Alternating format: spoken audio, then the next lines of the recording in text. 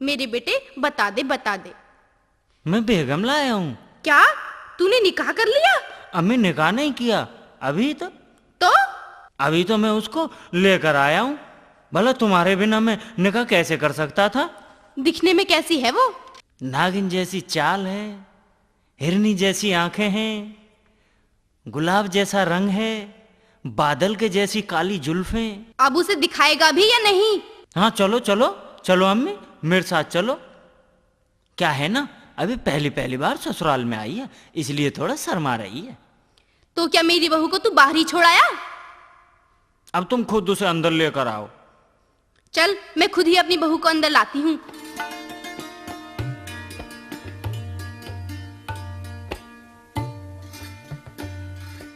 अम्मी जरा प्यार से रखना मेरी बीवी को। अरे तू फिक्र ना कर, हाथों पर रखूंगी, हाथों पर। कहाँ है मेरी बहू? अम्मी वो आज तुझे जिंदा नहीं छोड़ूंगी। कम बखत, मेरा जीना हराम कर दिया है? रोज झूठ बोलता है रोज है? बकरी दिखा रहा बकरी।